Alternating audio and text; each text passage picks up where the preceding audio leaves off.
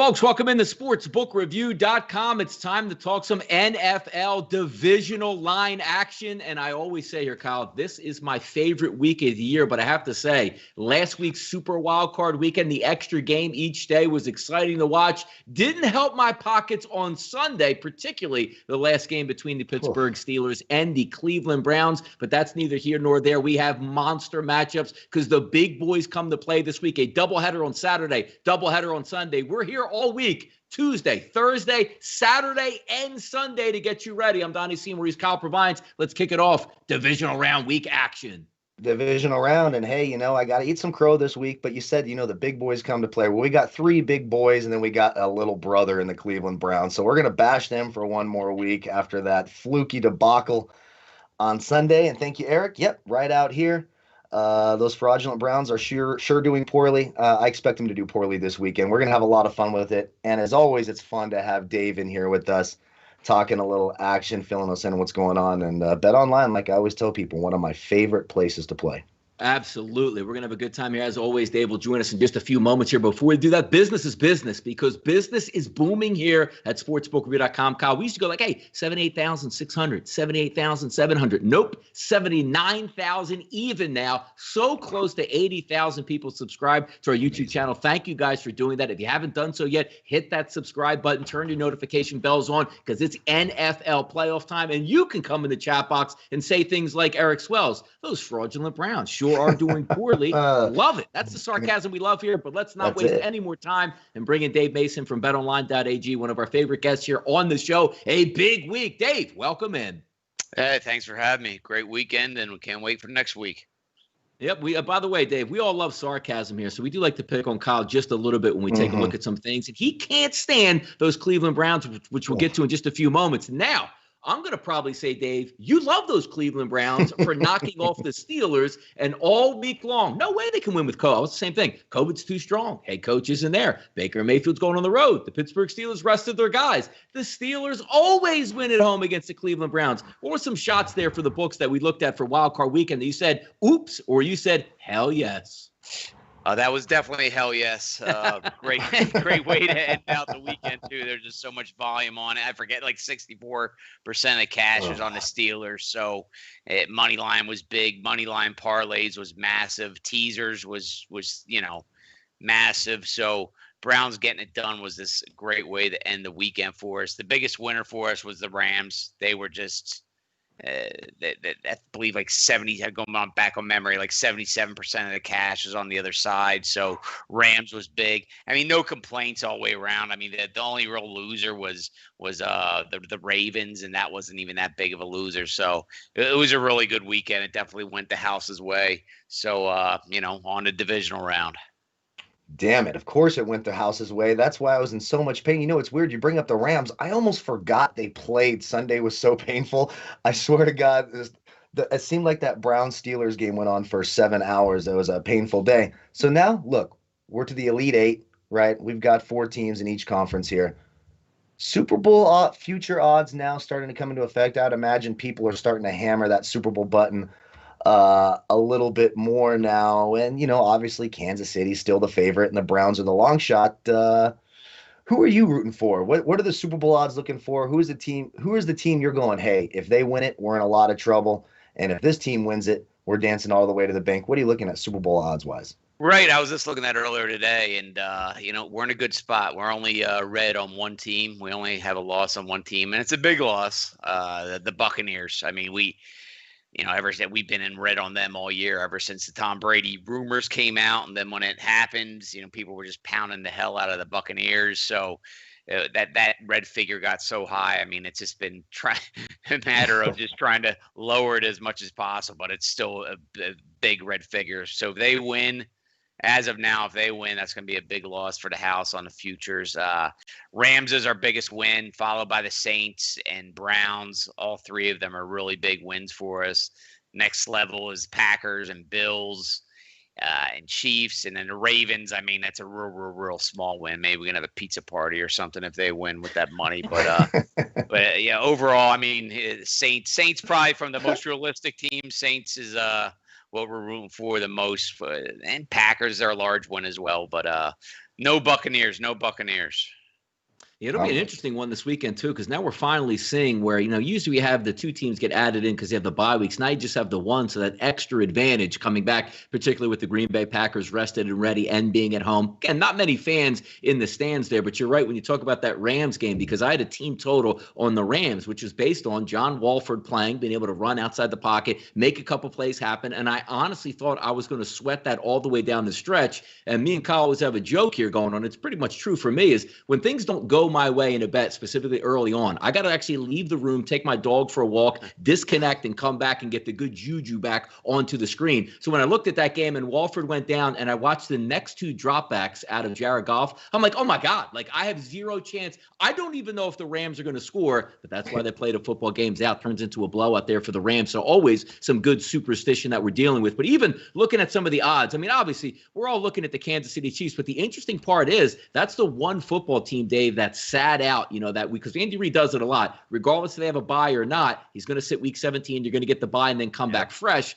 It'll be interesting to see how Cleveland does, because they were very explosive last week, jumped out to a 28-0 lead. They're probably not going to get those turnovers, obviously a 5-0 turnover ratio. But when you look at those upper dog echelon teams like the Kansas City Chiefs coming in around like 180 or 2-1, the Green Bay Packers, obviously the clear front runner. Just from a fan perspective, Dave, outside of like what's going on at the book, who are you actually rooting for here as like maybe if you were to bet or had a future shot on these games? Personally? Yeah. Yep. Yeah. Not the Eagles, of course. Damn. I don't know, man. Personally, the Saints. I've always been a Drew Brees guy. So, personally, the Saints, that's who I'm going to adopt now to go all the way. Definitely. I mean, it's good for the house. I'm a Brees guy. I always like the city of New Orleans, so what the hell? I'm jumping on the Saints bandwagon. I don't have any money locked up on them future-wise or anything. All my futures money is dead. I had a little bit on the Rams early on, some futures money. I saw a little bit of value, but I'm not really counting on them to tell you the truth. Who knows? But the realistic team, Saints, I'm hopping on their bandwagon. Yeah, Flash Watson would be very appreciative of those kind words there, Dave, because he certainly is a Saints backer. Take a look at this weekend, which was interesting from last weekend. The highest, total of what we were going to anticipate was coming from that Tennessee Titans Baltimore Ravens game. It's so interesting to see because usually when we flip it over to colder temperatures, some windy weather, and obviously playoff football, we saw some really interesting punting situations, which during the regular season, Dave, probably wouldn't have came to fruition. But now we get in the playoffs, and some teams, over analytical, like the Colts would be, hey, why did you go for it? And, field goals don't win games, touchdowns do. But we saw a couple of interesting punting spots. And specifically, I'm looking at another high total, Cleveland and Kansas City, 56 in the playoff, Dave. Isn't it interesting to see the evolution of, it's going to be a 37.5 or 38.5, 56 in a playoff game? Yeah, I mean, it's crazy. I mean, I remember back not too long ago, when the average total is 42 points or whatever, and half that, 5-6 games that are in the 30s, and once in a blue moon you get in the 50s, and now that's in the 50s is the norm. It's it makes for more exciting football, I'll tell you that without a doubt. And the bettors love it too. They still bet doesn't matter how high it's going up. They're going to keep betting the over. I mean, 81% of the early actions on the over in that game, and all the early actions on all four overs. But yeah, 81% of the early actions on over 56 and Browns Chiefs. So we'll be rooting for unders once again this weekend. By the way, real quick on that, Dave, too, because you bring up a good spot. We used to talk NFL, but it's like, hey, the norm. Like yesterday, say, 75. Yeah, that could go over the total in college. You say 75. Crazy. Yeah, I saw a tweet like, hey, luckily my minus 80 played. And I'm like, that was, I had a live, yes, my live bet was under 80 last night after the first two touchdowns. I'm saying, like, under 80, how did they get there? They should have gotten there. Crazy. Yeah, I mean, that total was up in the 90s live. I mean, it was insane. I mean, the national championship game, so much for defense. That might end up being the real winner of the NFL, whoever ends up getting Devontae Smith. That kid, I'll tell you what, he reminds me of like an explosive Antonio Brown with the head of Jerry Rice. I love what I see. I know not to set the bar too high for the kid or too much pressure. Luckily, no one gives a damn what I have to say anyway, so it'll be fine. I'm sure he'll be just fine. But, looking ahead to this weekend, obviously, I mean, I would assume all four games you're going to see a ton of action in the playoffs. You essentially have four standalone games, in the double up. So you're going to see a ton of action. But what are the really big spots? Because I know me as a bettor, I'm looking at that Kansas City-Cleveland game. I'm like, I want no part of that total. I want no part of that line. I would assume that's the lowest action, but I might be an idiot here. What are some big spots for you guys this weekend? Right now, it's the Rams, Green Bay. I mean, that's getting the most volume for one. I mean, it's not surprising. It's the first game on the betting board. A lot of people that, early in the week, that first game, if someone has $100 and they only got $100 and they're betting that $100 on a game, they'll bet that game and then see what happens. Either reload, sit out, or if they win it, then they keep going from there. So it's not surprising that's getting the most volume, but it's also getting the most lopsided volume as well. 70% of the early cash is on Green Bay, laying 6.5. That's going to be a huge teaser game too. As we all know, whenever that spreads in that 7, 6, 6.5 range, everybody and their mother's teasing that down. So that's going to be a huge teaser game. The other three games, the early cash is kind of even. Once again, the totals aren't, but the spreads is pretty even. 55% of the early money's on the Bills, laying a point. 58% of the cash is on the Chiefs, laying 10. And Tampa Bay at New Orleans, 56% of the early money is on the Buccaneers +3. We do have some sharp action to report. Ravens +3 and +2.5. Buccaneers +4 and Rams +7. That's all some early sharp stuff. Yeah, it looks like a lot of disrespect out there, seemingly, for those Buffalo Bills. We'll see how they handle it. But Baltimore's coming in. Lamar Jackson got the monkey off his back, picks up that playoff victory. We're getting the good laughs out here when it's 10-0. Like, same blueprint each and every year for Lamar Jackson, but he fought through it and came back. Yeah. By the way, off-topic question here for you, Dave.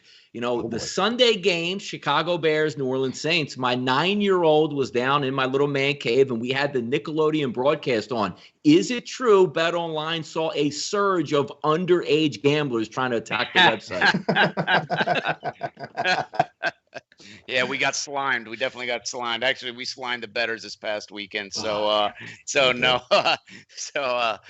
man. You gotta be of age, man. We're stickler for the rules there. Got to have some responsible gambling here. Maybe they can reduce it to 16 years old sometime in the future or something like that. Yep.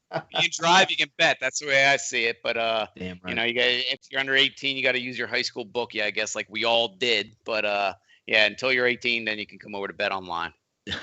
Well, I think what we probably saw there is the young bettors come in and they're the sharp bettors. Because isn't it true, Dave? Just we Donnie and I have sort of joked about this all year. Yeah. Isn't it true to be called the sharp money? It just means take the crappiest team you can find, say they're gonna win, see the craziest line you're gonna win, and go, oh yeah, by the way, that's the sharp money. Isn't that what it is, honestly, Dave? Yeah, I'm just flipping coins over here, whatever. But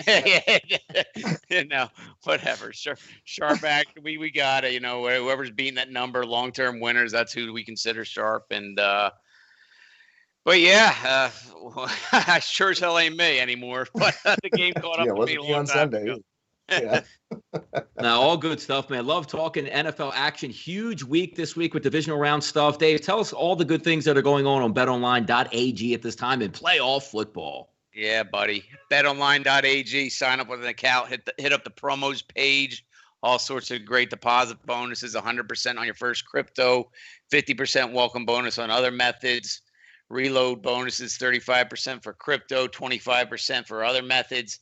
Earliest opening odds in the industry. I love bonuses, but earliest opening odds in the industry is better than bonuses. And most importantly, fastest payouts in the industry. Some guy tweeted at me yesterday, said he got his withdrawal in 1 minute. He submitted his withdrawal and he got it within a minute. So fastest withdrawals in the industry.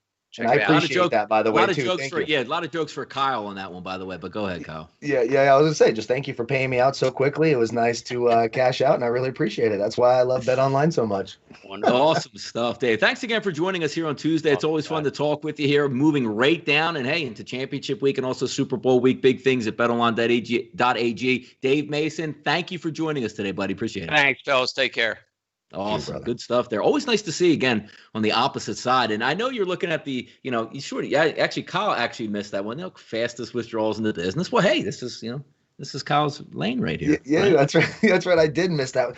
See, I'm getting old and I'm still depressed on Sunday. Look, they got you good. Like, they were sending the emails like, Kyle, you can't be like this. You can't be so low brow. We're not going to be able to use you around here. And then you actually, look, that was passing the test. That's awesome stuff by you. Yeah, that's right. I'm just maturing as we go. And they finally starting to grow up. That's why I put the arcade machine in my living room to replace the Christmas tree. Because as you can tell, I'm growing up and growing up fast. Awesome stuff. Let's have some fun because we got 4 games this week, a lot of extra time. But on Tuesdays, we like to set the table. And then obviously on Thursdays, sort of fine tune it, sharpen the pencil, as you like to say. But I do want to put a bow on wild card weekend here on what actually took place. Looking at the Saturday games first here, Kyle. Obviously, we had the Bills victory 27-24. Referees, we talked about it on our Saturday and Sunday show. Like, what the heck is going on? Rooting for the Bills. I think that they were the better football team than the Colts. And it was one of those games where I went into saying, hey, I think the Colts can hang around, but I would be shocked if the Bills don't advance and win this game. They were able to get that victory. Obviously, the Buccaneers and Washington tonight, we don't have to spend a lot of time on that one. Fortunately for Washington football fans, Alex Smith was not able to play, so at least you got a competent game out of Taylor Heineke like we anticipated. Yeah. But the game I want to talk about, and again, the Rams, 30-20, is such an oddity in the playoffs because there's no fans in the stands. What happened to Russell Wilson over the last month and a half? That offense that you could not slow down or stop, the offensive line was glued. Now you get healthy at the running game, and all of a sudden you can't pass now. It was such an interesting look, and the Rams took it to them even after losing John Wolford early in that game. It was a crazy game to watch. Yeah, and look, we sort of talked about it all weekend long. That Rams defense has been the kryptonite for Russell Wilson, and I know DK Metcalf had the one big play, but, I mean, they even touched on it during the game. Jalen Ramsey is a tough matchup for that, and when you sort of condense things down and force Russell Wilson to play as a normal quarterback, when you don't have all these lanes to run through, when you're being pressured up the middle and your receivers can't get separation from the best secondary in the league, you're going to have problems, and that's exactly what happened. We talked, if Russell Wilson turns the ball over, the Rams will win this game. What does he do? Pick 6 right away. Gives that Rams team some confidence, especially when you're playing, musical chairs at quarterback. Now you're bringing in the guy with the lame thumb. There's a lot of work to do there, especially with the offensive line. They've got to figure out a way to protect Russell Wilson, and they've got to be more dynamic in the middle of the field. It can't just be throwing bombs to DK Metcalf. You've got to have I know they lost Greg Olsen. Was he really going to be the answer in that game? I don't think so. That Rams defense, when you look at, we sort of touched on the future Super Bowl odds. They're sitting down there as the, plus 2,000, plus 2,200 you can get at some outlets. That Rams defense, when a defense gets hot like that, we've seen it. They are by far the best defense in the league. Really, really good. I know they're dealing with the Aaron Donald injury, but that game didn't – the only thing that really surprised me was how many points they put on the board. Yeah. Cam Akers was an absolute beast. Seahawks defense fell apart, but that Rams defense is for real and is going to give everybody problems.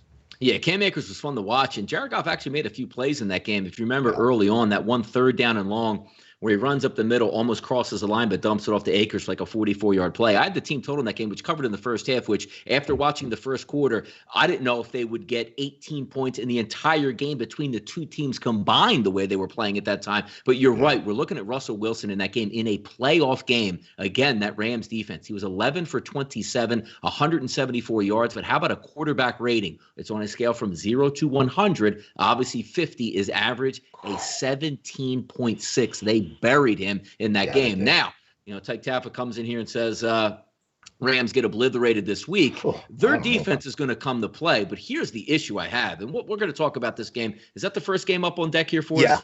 Yeah, it is, but we'll segue into that in just a second because I want to hit those Sunday games before I do that. Yeah. I don't know. I'm just going to leave it here. If Jared Goff goes in and starts against Green Bay, I don't think there's any pathway for the Rams to win. I just don't think that way, but I don't want to spoil that cap, and we'll go over that in just a few moments. Those games on Sunday, as we take a look at how they unfolded as well. I had a better Saturday on the show, 2-1, than I did on a Sunday at 1-2, and it looked like it was going to pick up right where it left off because the Ravens picked up. We went head-to-head in this one. It was a close game. Looked like I was going to get beat up at first, 10-0 right off the bat for the Titans. Lamar Jackson with one of the worst playoff passes you're going to see on that deep route that got intercepted, really came back and showed his mettle specifically with his legs, which, as we know, is much more dynamic than his arm. And then you looked at the Saints game. The Bears really let me down in this game, not because I thought they would win the football game, but my whole cap of that game between the Bears and the Saints, Kyle, was a last stand for the Bears. If Mitchell Trubisky stinks, which he did, he will be gone, and he should be. If Mitchell Trubisky stinks and he's gone, he should be, so should Matt Nagy. And then you double down on top of that, so should Ryan Pace, the general manager. Yeah. Inefficient, horrendous, right from that opening drop where it was an easy touchdown where they actually would have went up 7-3. But Mitchell Trubisky on that drive where they dropped the touchdown had a 4th and 4, ran out of the pocket and said, you know what? I'm going to live to fight another day in the playoffs, and run out of bounds for a 2-yard gain when he needed another 2 yards. That exact moment told you what you were stepping into for the rest of the game. The Bears were embarrassing. They're 8-8, shelled by Green Bay and still made the playoffs, shelled by a Saints team that, Kyle, they don't throw the ball more than 5 yards down the field, and they just said, you know what? We're just going to get first down after first down after first down because your offense stinks. That was embarrassing. And then the Browns, 48 on the Steelers. What? Oh, boy. Just all of Sunday. So we'll start right here at the beginning. The Titans and the Ravens. I was with you. Once they got up 10-0, I almost got my fingers were tingling. You ready to tweet me? Oh, yeah. I was about ready to start talking crap. And I'm like, you know what? I've seen how this turns out. Let's not do that. So then I'm feeling good, like you didn't do the stupid thing. You didn't start talking crap early on. You're going to be just fine. But really, you saw it was weird. That punt from the 42-yard line, I'll never understand that. I was shocked. I couldn't believe my eyes when he did it. Then when you just look at the game plan, what was your strength? Getting Derrick Henry into some space, getting him one-on-one with those tacklers, and dominating the game. And they sort of did the same thing that the Colts did, which I just don't understand. They ran these bunch quad formations or these tight formations with 2 tight ends, brought all of the players up into the line of scrimmage. That's where they would line up to even defend the pass, and just really just took away the strength of their team. I thought it was terrible coaching by Vrabel, terrible coaching by Frank Reich. I didn't understand what they were doing, and the Titans basically gave it away. Of course, Corey Davis, put up a dud and then left the game hurt, and that hurt them a little bit. You could really see one of the weaknesses for the Titans without Humphreys and without Corey Davis. Not a lot of talent in that wide receiver room, and so once Corey Davis was down, Baltimore was like, well, hey, we'll just bracket A.J. Brown. You guys are running tight formations anyways. We'll put 9 in the box, and Derrick Henry has absolutely no chance, and that essentially took away any chance the Titans have. The defense actually played pretty decent, probably their best game of the year. The Titans defense is really bad. Really the one really exciting play, that amazing run by Lamar Jackson in the first half. It was absolutely incredible. And, the Ravens deserve to win, and they're going to be really tough for Buffalo. I can't wait to cover that game. And then you go through, I'm not going to spend a lot of time on the Saints and Bears. You're right. It's absolutely embarrassing. They should all be gone. Even before the game, there were already some reports that they had already decided to move on from Mitchell Trubisky. He saw that. I thought that was just the organization's a trash can, and they didn't even deserve to be in the playoffs. I thought it was a sad display of playoff football, and that game bored the crap out of me. And then the last game, look, I got to eat crow here. I've been bagging on Cleveland for a long time. They won. I'm the jackass of the week. Absolutely.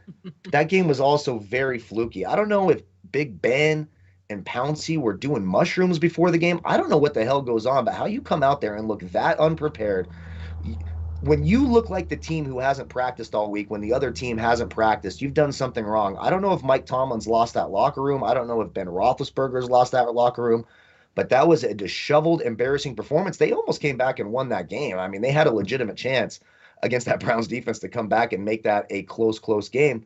But it's just embarrassing by the Steelers, and I think they really need to look at themselves in the mirror. Enough TikTok, enough social media, enough smack talk. Get down to business and get something done, because that was embarrassing in front of your home, friends and family, whatever they had, 2,500 people. Pretty disappointing performance by the Steelers.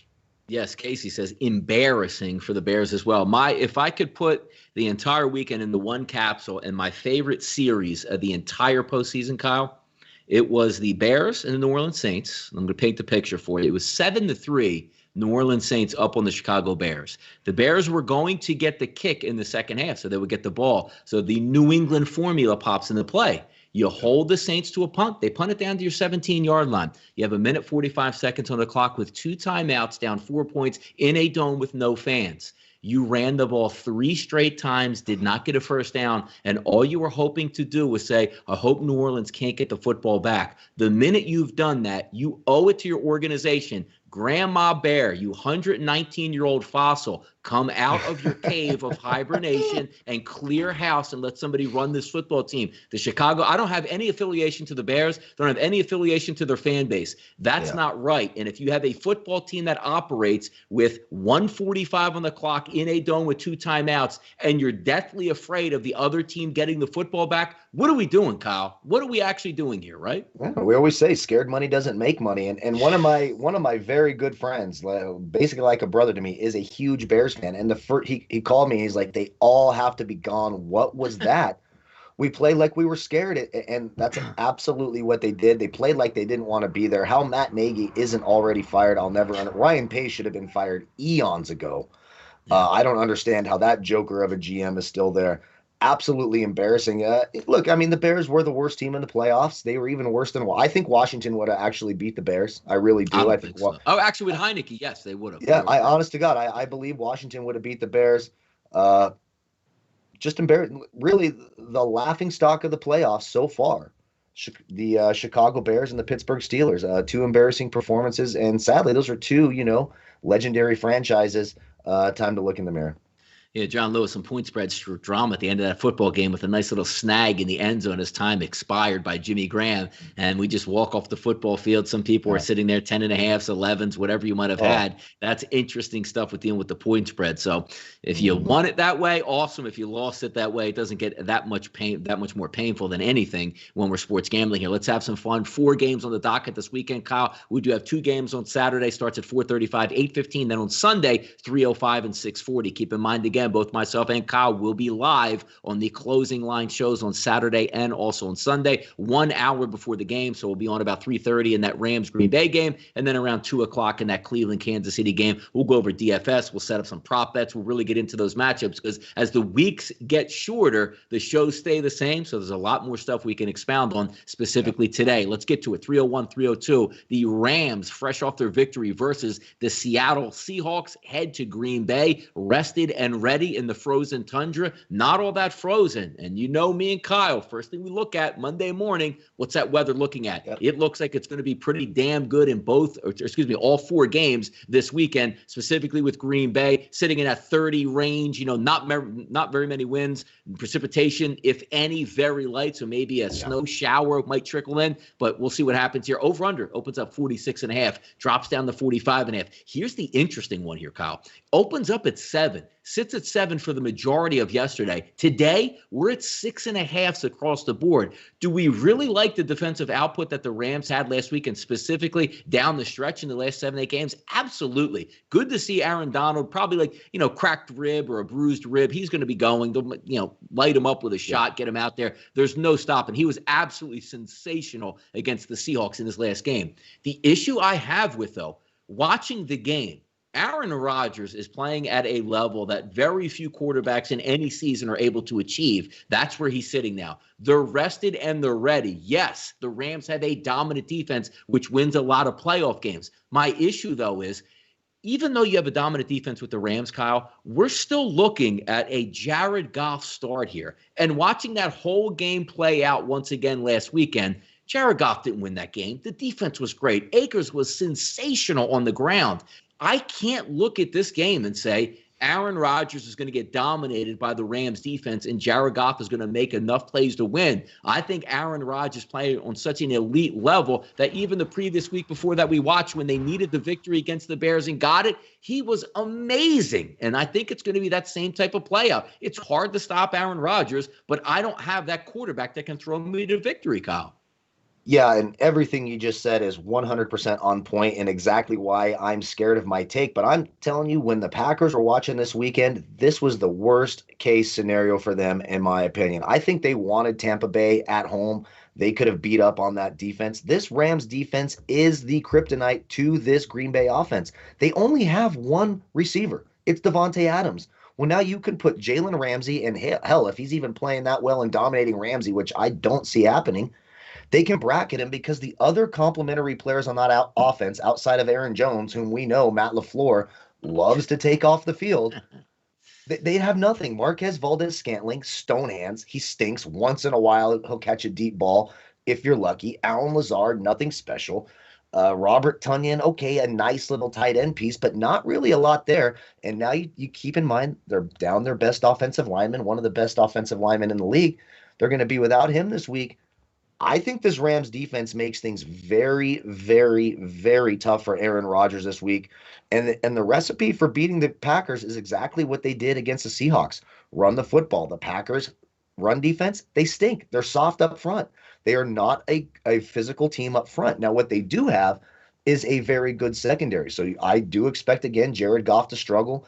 I like the under 45.5 for this game. I think the Rams keep this close. Do I think the Packers win? Yeah, they're one of the better teams also at home and covering spreads. They have right now, of all the teams in the playoffs, without the fans being in New Orleans and Kansas City, they probably have the best home field advantage.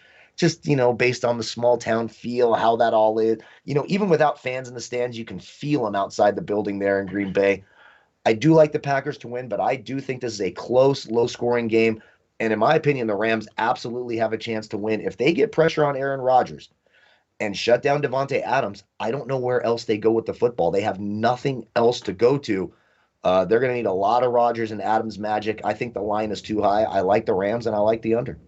Seattle's had some issues coming down the stretch, and it takes a good defense to show up on those issues. So the Rams caught a little bit of a break there with how that offense maybe wasn't in groove like it was early start of the season. But that's neither here nor there. When we're taking a look at like the last month and a half with the Rams, and again, I love their defense. We talk about each and every week. You win on the front line, you win at linebacker, you win at your secondary. That's 3 chances to beat an offense. Now you're going up against Aaron Rodgers, which you're not going to scare him on anything. You're not going to fool him on any defenses. He's going to have like 3 different plays in this game where you jump off sides or you're trying to trade in your defensive lineman for substitutions and he catches you off guard. But look at the last 5 games that they played, specifically looking at the Rams here. The New England Patriots offense, god-awful, right? The Jets offense, god-awful. Seattle, 20-9 in that game. Still, the Seattle offense struggling down the stretch. An Arizona football team that had Strevler at quarterback. And then Seattle again last week, which Seattle back-to-back weeks actually put up, or excuse me, 2 out of 3 weeks, but back-to-back games, put up 20 and 20. I just see the Green Bay Packers, the ability to get into the 20s on anybody is almost a certainty the way they've been operating on offense. And my issues come in because we actually don't know who the quarterback's going to be. But, Kyle, we talked about it on the weekend when you're just trying to set up this week's games going, you got a guy that's making $130+ million on this side. A guy that's making $700,000 over here. He's your franchise guy, Jared Goff. Are we really going to say, yeah, thanks for coming in last week, but we're going to go back to Wofford over you? Can you ever recover? Is he going to be able to stay the same, or is it turn into a Carson Wentz situation where like, yo, you make a lot of money, maybe you're better off another team will eat $30 million. They're certainly cap strapped as well. That's the issue that comes down because to me, to beat Green Bay, I'm going to need an athletic quarterback to get out of the pocket, extend the drive. Somebody in the chat box made a good point up here, taking the ball out of Aaron Rodgers' hands. That's not Jared Goff to me. Yeah, and some of the good news, and you're absolutely right, Jared Goff's going to play, and we've seen him get hot and have some postseason runs, and of course we saw, the worst Super Bowl we've probably ever watched play, that Patriots-Rams Super Bowl. It's just god-awful on every level. But there is some good news. Number one, Andrew Whitworth being back, you saw the improvement on that offensive line. Yeah, he played well, and the Packers cannot stop the run. Number two, the Packers don't pressure the quarterback, so he's going to have time to do what he needs to do. Here's the list of teams during the regular season who put less pressure on the quarterback than the Packers. Carolina, Houston, Jacksonville, Minnesota, Cincinnati, Tennessee, we talked about their struggles, Detroit, and Cleveland. These are not good pass rushing teams. They're bottom 7 in the league in pressure rate. They don't really put pressure on the quarterback. They're not good up front. If the Rams are able to run the ball, which I expect them to be able to do, Cam Akers has been a huge addition, him emerging as the number 1 running back. If you remember early in the year, he was barely getting 3 or 4 or 5 carries a game. It was Darrell Henderson and Malcolm Brown, and you're kind of scratching your head going, isn't Cam Akers your most explosive back? He's in a nice rhythm. If they're able to run the ball and pressure the Green Bay Packers. You remember the last team that was really able to pressure Aaron Rodgers and force him into some mistakes? That was way back in that blowout loss to Tampa Bay. Tampa Bay blitzes, second most in the league behind Baltimore. They were able to pressure. Now that Tampa Bay defense has regressed since then, but then they were red hot. They could cover. Carlton Davis was playing well. It gave Aaron Rodgers fits, and they absolutely blew the doors off the Packers. I see sort of the same formula in this game. I think the Rams are a live dog in this game. I don't mind taking some value there. I went ahead and put a little NFC Championship game appearance bet in for the Rams. I obviously had a preseason bet along with Flash on the Rams, so maybe there's a little bit of hope there. You're right. Aaron Rodgers, lights out, by far the MVP this year, the best he's ever played, one of the best to ever do it. But I just think this Rams defense is too physical, and I don't think the Packers can stop the run. The Rams, to me, cover the spread. I think this is going to be, I see in the chat, Davante Adams is head and shoulders better than DK. He might be a better receiver overall, but he's not better at getting open against a Jalen Ramsey. He's certainly not faster. He's certainly not more physical. Devontae Adams is in for a long day. I think the Rams keep it close, a low-scoring win for the Packers. But again, I think the Rams cover the spread. Yeah, it looks like just looking at the statistics for the Green Bay Packers, actually haven't allowed a 300-yard passer all season. But again, we're not looking at a lighted-up offense here for the Rams coming in. You want to do more ground and pound damage, which you do have the ability to run the football against them. But when taking a look at, again, the Pittsburgh offense, let's just say after that, weird game where they won 24-20 with a backup quarterback to Jacksonville, starting with the Indianapolis game, which they lost the following week, they still put up 31 points in that game, 41 versus Chicago, 30 against Philadelphia, 31 against Detroit, 24 against Carolina, which I don't think they scored in the second half. Then they bounced back with a 40 spot against Tennessee and another 35 spot against Chicago. When I look at it, and it's funny because if you're trying to read lines here, if it opens up at 7, it goes to 6.5. There's a lot of people thinking the same wavelength as you. Give me that really tough defense. It's colder weather. I trust McVay will come up with a game plan that can move the football, and you see what happens. I get that. But again, it just comes down to I just need a quarterback that can sit back in the pocket no matter how ferocious that team is. It just seems like Aaron Rodgers has the ability to throw daggers in this one. And I don't know if the Rams are that type of team with Jared Goff, if I think he's going to start that's, late in the game, he can lead you on that drive while he's under pressure. Keep in mind, still 3 screws in that thumb. Didn't all look that good throwing the football. Last week in Seattle, Kyle, about 45, 46 degrees. Now we're looking at maybe 30 degrees with a feel of around 25 or 20 degrees. That could be interesting. Sure. But again, we don't know actually who the quarterback is going to be. I get the feeling that looking from Sean McVay, he loved the fact Wofford was in there because you can do a little bit more moving him out of the pocket. It'll be interesting to see who they pick, but let's get started on the night game, which is a great one. 3:03, Baltimore and Buffalo. Lamar Jackson finally gets his playoff victory. Josh Allen in a close one against you want to talk about getting a first-round matchup as the 2 seed. You get the Colts. Congratulations. That's not any free task. We get that easy game this week we can walk over. They had to fight tooth and nail, even though they were up repeatedly double digits in that game and still had to hang on at the end. But I have to tell you, I didn't agree with the line movement. Opens up at 3,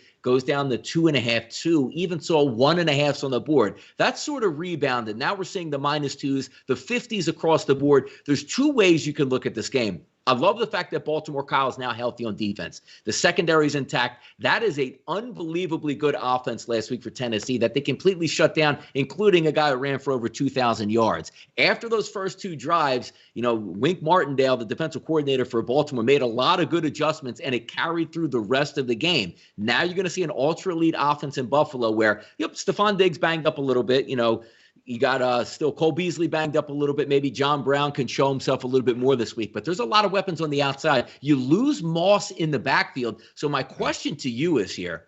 If we're looking at just both sides of the coin here, Buffalo's going to have to drop back and throw it all over the yard to be successful. Can they be successful against this rebuilt, rehabilitated, healthy now Baltimore defense that we did a show together watching them against Cleveland with COVID and injuries? They got shelled. So will it be that type of game, or is this Baltimore playoff mode here? I think this is the worst case scenario for Buffalo, and I think it's the worst case scenario for us fans. We were going to get to see Kansas City, Baltimore, and then most likely Kansas City, Buffalo. We'd get to see the 2 games we really want to see. Of course, Cleveland had to ruin it all. Now we got to watch that fraudulent team in the playoffs. This is a bad matchup for Buffalo. Number one, they struggle against the run. They miss a ton of tackles. They struggle against the run in the red zone. They rely heavily on the pass, which is absolutely the strength of that Baltimore defense, those 3 corners and Peters and Smith and Humphrey. Now, the good news is Marcus Peters can be prone to give up the big play because he's a sort of over-aggressive type corner. So hopefully you get some big plays there. But listen, no team in the league blitzes more than Baltimore. They're going to make Josh Allen move around a ton. He's a great athlete, and he's a terrific runner, but he's not overly fast. There's a lot of speed. When Baltimore brings the blitz, they are bringing a ton of speed. This is going to be, right now, for me, early on, and we'll get more into this, I like Baltimore in this game. I just think this is the worst-case scenario. Everything that Baltimore does well plays into the weaknesses of Buffalo.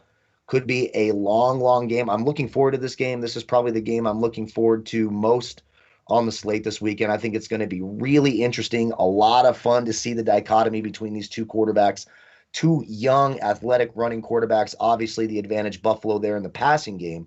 He's a much more polished passer, which is surprising to say after he was drafted that we're saying that now about Josh Allen. But Buffalo, they miss a ton of tackles. Again, we talked about it, third from the bottom in yards allowed per carry. They struggle against the run in the red zone. This is going to be a very, very, very tough matchup for Buffalo. And right now I'm leaning Baltimore.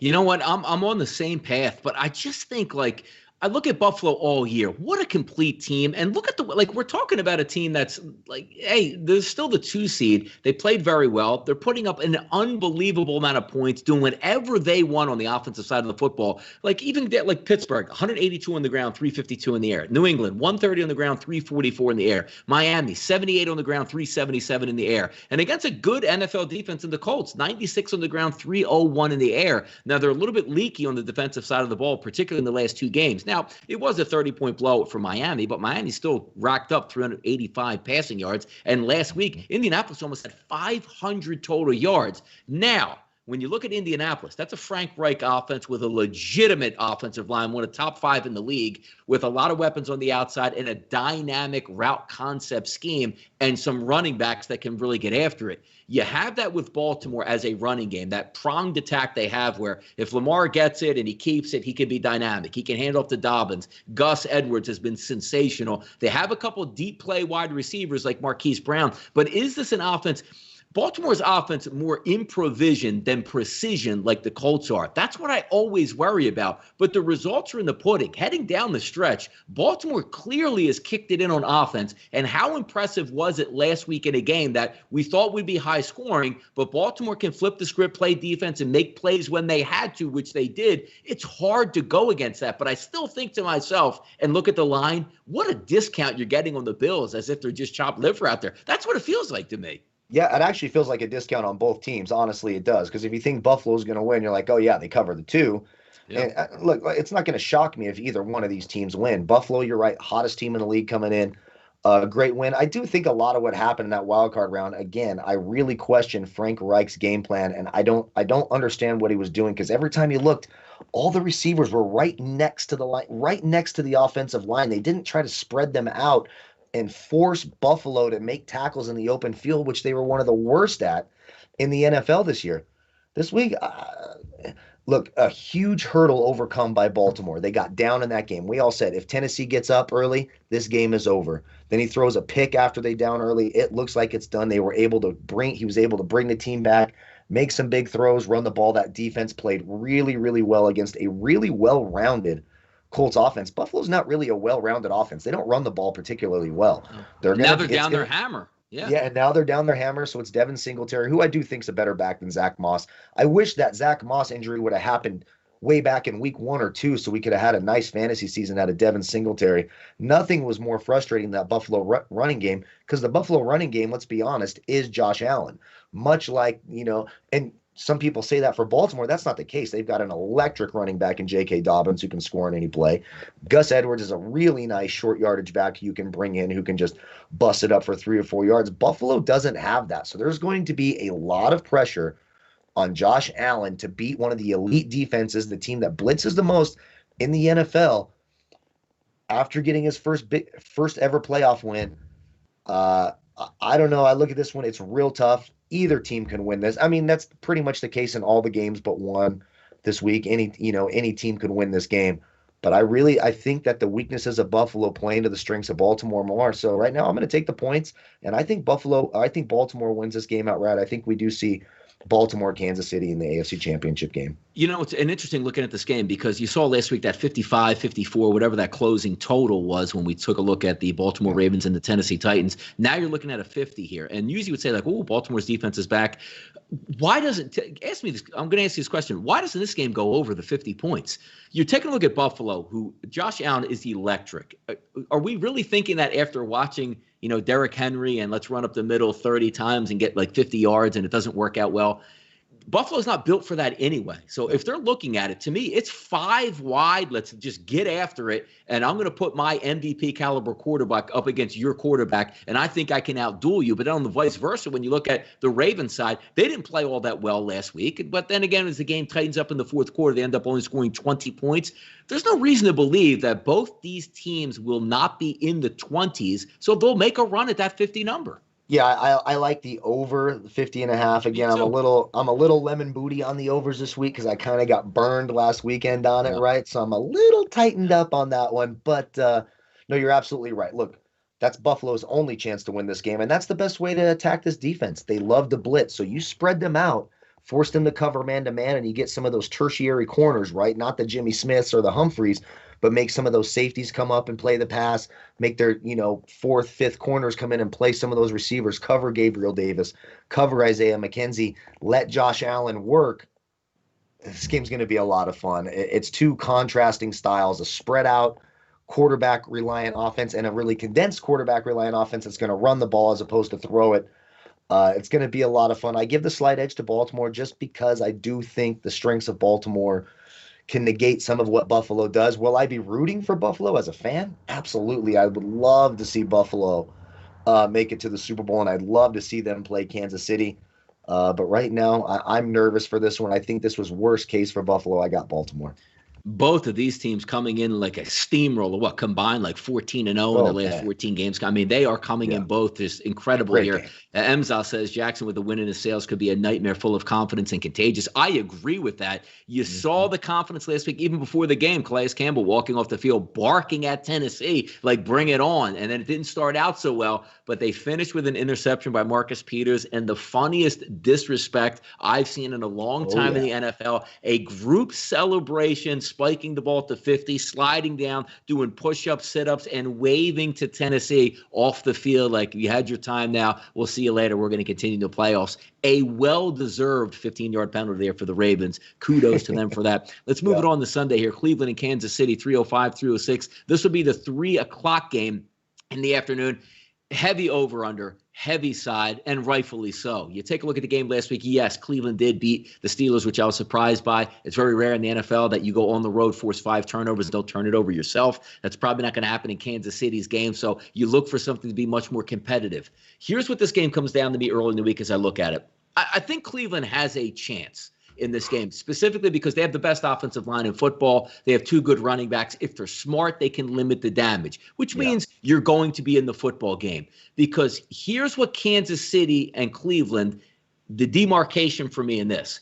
If Cleveland and Baker Mayfield is waking up saying, I feel danger in this game, I'm going to throw 40 times, they're going to get mopped up on that field. You're not going to get into a shootout with Kansas City with Cleveland's defense and say, hey, we're going to be able to slow this team down. That's not the case. But if you're Kevin Stefanski, you sat in your basement, it was great, you got the victory, but now you're going to play that upper echelon team. How is your pathway to victory here, Kyle? Is it throwing all 3 downs, or is it saying, I got the ball with 15 minutes on the clock in the first quarter, I drove down and kicked the field goal with 8:30 on the clock, and then you say, all right, maybe Kansas City is rusty, doesn't play a good first half. Maybe we force a 3 and out to start the game where we already have the lead to 3-0. It can snowball from there. If I see a 3 and out from Cleveland with like a run on first down for a yard, pass, and punt, this game could be a wrap, but I don't like the 56. Even though both of these teams should score, I think Cleveland plays Kansas City and says, you're going to have to use your limited offensive chances we get because we're running the football here. Yeah, you're absolutely. You just can't. Like I said earlier with Dave, this is probably the game I have the least amount of interest betting on. That total is too high. If I was going to pick a side, I'm with you. I take the under because Cleveland's only hope in this game is to run the football on Kansas City. Kansas City's defense stinks. Let's just call it what it is. And both of these teams' passing defense stinks. Just when you look at the numbers in terms of expected points contributed by your passing defense, Cleveland, 9th worst in the league. I mean, we're only better than teams like Jacksonville, Detroit, the Texans, the Raiders, the Titans, the Falcons, the Vikings. Minus 132.5. So they give up a ton of points based on their pass defense. The Chiefs, not much better, negative 89.18. These are 2 very, very beatable defenses with obviously competent offenses or sensational offenses. Some things to keep an eye on. Of course, we need to keep an eye on the Tyreek Hill injury. Sammy Watkins and Clyde Edwards-Helaire. I would expect them to be just fine. They haven't basically played in 3 weeks by the time kickoff comes around. But that 56 number, there is no value there. And then you look at the Chiefs. They don't cover spreads. They just simply haven't been good against the spread this year. 3-4 as a home favorite. negative 3.8 against the spread coverage in these matchups. It's hard to trust Kansas City to cover a double-digit spread. They just don't seem to do it to anybody. Now, on the flip side, they've had a bye week. It's the playoffs. Maybe they finally want to put their foot on the throat of a team. But I'm with you. I think Cleveland can run the football in this game. I think Chubb and Hunt, a little revenge game here for Kareem Hunt coming back to Kansas City. I think they can run the ball. Kansas City's going to have a tough time stopping it. The real question is, how engaged is Kansas City? How much do they want this game to be a blowout? Or do they do what they've been doing all year, sort of let teams hang around and put them away at the end? So the spread for me is tough. Do the Browns win this game? No. I think the Chiefs win this game 999 times out of 1,000 times. But we just saw that last week. That one game can happen where all these weird, fluky things happen. That'd be your only hope if you're the Browns. Can't trust the Chiefs with the spread. I will take the under, even though all the numbers indicate the over. Just something tells me 56. 56 is just too high for me personally in a playoff game. I just can't do it.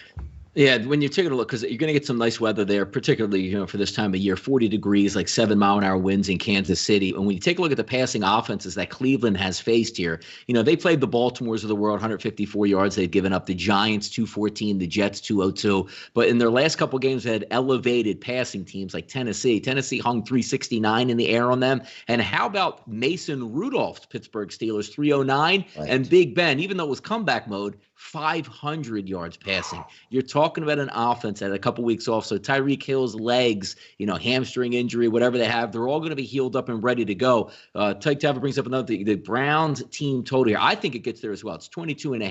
There's no reason to believe that even if, Kansas City hits the Jets, they don't have a very good defense to stand on. So if you need a Cleveland touchdown where they have 17 points and they're down 31-17 late, they should be able to good enough to go down the field, drive down, and score a touchdown on that, because I love the way Cleveland's offense is operating, but it's still the same defense. Now, they should get Denzel Ward back for this game, which should help. But as we've seen in the past, Kyle, you can line up any defense. If Kansas City and Andy Reid are on it, meaning from a passing perspective and a game plan perspective, the defense doesn't matter out here. But you're right. Kansas City never covers anything. So if this is a game for double digits, Cleveland should be able to hang around in this game with a chance. I actually would be shocked, Kyle, if this game was like 38-14. It's like, dude, there's not even a backdoor opportunity here. I would be shocked by that. I think Cleveland's going to be in this one. I do.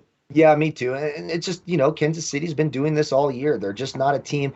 And it's really a lot of it is their defense as well. Their defense cannot stop anyone. Now you're bringing in the best running game outside of Baltimore in terms of duo at running back and that offensive line. The Browns should be able to move the ball. If they commit to that running game, let Baker get into these third and short situations where you can use Landry or run the football. The Chiefs' defense is very vulnerable. I'm with you. I don't think I'll be nervous this whole game, like, oh my God, the Browns are going to win this and we got to watch them in the championship game. No, I don't. But you're absolutely right. There will be plenty of opportunities for a backdoor cover here. Hard for me to trust the Chiefs after what they've done this year with that double-digit spread. Again, for me, a stay-away game. I'll probably have some props for it. Of course, when we do our Sunday show, I'll have a ton of props for this game. That's how I'll be doing this game, live betting and prop betting. But in terms of taking sides and the totals, it's way too much that I cannot trust to get into it. Now, if you're saying, hey, I think the Browns hit their team total and I think the Chiefs cover, then you may as well just smash that over, because if you got the Browns getting over 22.5 and you got the Chiefs beating them by over 10, then so there you go. You may as well go ahead and take the over. So really just have your bet tell a story and what game theory you think here. But I'm with you. I do think the Browns have a nice chance of covering here, and they should be able to run the football. 6:40 at night on Sunday. Good action here, Tampa Bay, New Orleans. And this is the game that I ask questions with, Kyle, to people. What changes here? What changes from the Saints winning, by close to double digits, or I think maybe a 10-point win in the first game, and then one of the absolute hammerings of the year where New Orleans just put the lights out on Tampa Bay. Now, is it a different Tampa Bay look, down the back end of the season? Sure it is. Antonio Brown's ready to go, more involved in the offense. He's trying to lean on a little bit more of the running game, but it doesn't give me a lot of pause last week for Washington, who Taylor Heineke, who can run around a little bit, did some damage against that defense. You're getting a better New Orleans offense, but I have a question with New Orleans offense and how it operates pertaining to what Tampa Bay can do. Tampa Bay can put some pressure on your front line. You do have a pretty good offensive offensive line, obviously, for the New Orleans Saints.